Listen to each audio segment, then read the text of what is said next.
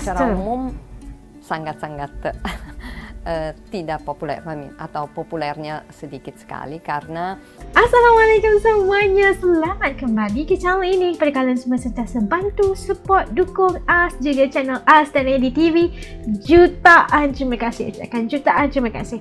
Dan pada kalian yang baru yang masih belum gabung, yang pertama kali kita ketemu, jutaan terima kasih, salam kenal. Jangan kalian nangguh-nangguh ya, terus bantu subscribe As dengan tekan butang subscribe, kerana subscribe itu gratis aja geng. Okeylah, seperti biasanya sebelum As mulai, As ingin mendoakan buat sesiapa saja yang menonton video ini agar dilimpahi dengan limpah rezeki yang luar biasa, tidak akan pernah putus-putusnya, diberikan kekuatan, kesabaran, kesihatan yang baik, diberikan kemakbulan atas setiap doa dan impian. Juga buat saudara-saudara kita di Palestina, semoga Allah sentiasa mengirimkan kekuatan dan memberikan pertolongan yang luar biasa insya-Allah. Amin, amin ya rabbal alamin. Okeylah, hari ini As nak react satu lagi video daripada channel BBC News Indonesia. Jangan lupa untuk bantu subscribe channel ini, tanda dukungan kita.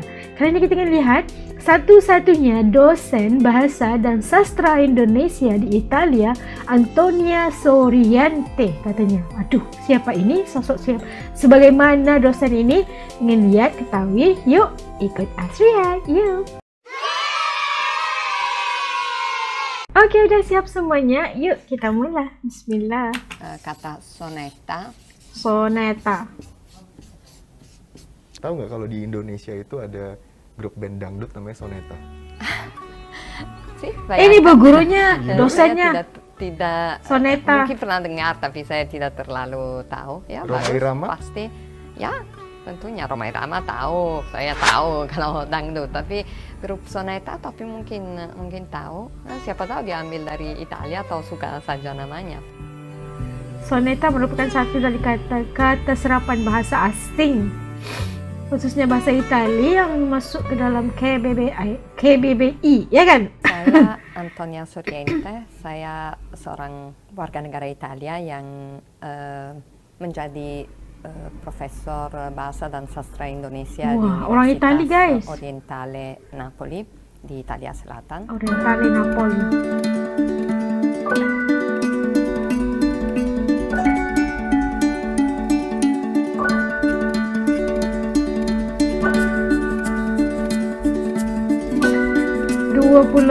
Mahasiswa setiap semester. Secara umum sangat-sangat tidak populer atau populernya sedikit sekali karena secara historis tidak terlalu banyak ada hubungan antara Italia dan Indonesia, sehingga di dalam alam pikiran seorang mahasiswa yang baru daftar di universitas, pengetahuan tentang Indonesia sangat-sangat terbatas.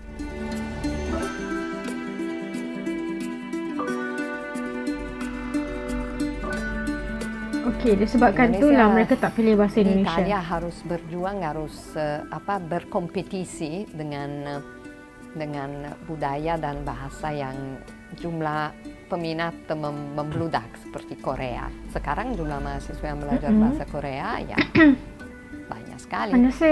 Kenapa jumlah mahasiswa yang mau belajar bahasa Indonesia tidak ada? Karena tidak ada, menurut saya karena tidak ada budaya pop, tidak ada manga misalnya, komik yang untuk Jepang misalnya, tidak ada pop music ala Korea. Jadi mahasiswa di tingkat 1 banyak yang tahu tentang semua kelompok pop music, semua anak-anak muda juga kenal. Itu cabarannya ya.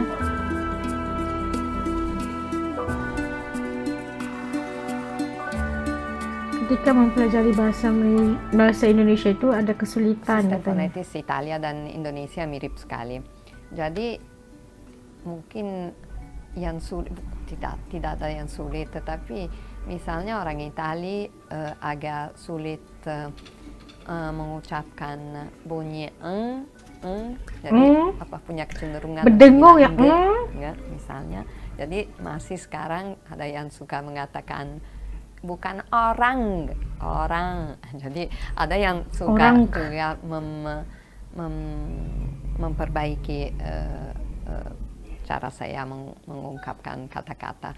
Dan walaupun sudah 30 tahun lebih saya berkecimpung dengan bahasa Indonesia, ya tetap aja ada lagu Italia yang tidak mungkin saya bisa hilangkan dari bahasa Indonesia saya. Jadi iramanya yang memang tetap ada dari bahasa Italia, bunyi bahasa Italinya.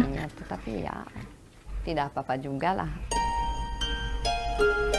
Kipra Antonia mengenalkan sastra Indonesia, juga dibahas sejumlah media di Italia. Dia juga menerjemah beberapa karya sastra penulis Indonesia. Salah satunya adalah buku berjudul Bukan Perawan Maria, karya Feby Indriani dalam bahasa Italia. Penulis muda namanya Feby Indriani, yang saya anggap menarik karena dia melihat secara lucu dan sambil senyum beberapa dogmatisme di dalam agama. Jadi dengan semboyan dia relax, it's just religion. Saya pikir bagus untuk bisa melihat wajah lain dari agama. Jadi bagaimana juga penulis-penulis mengangkat tema-tema yang memang penting di dalam masyarakat.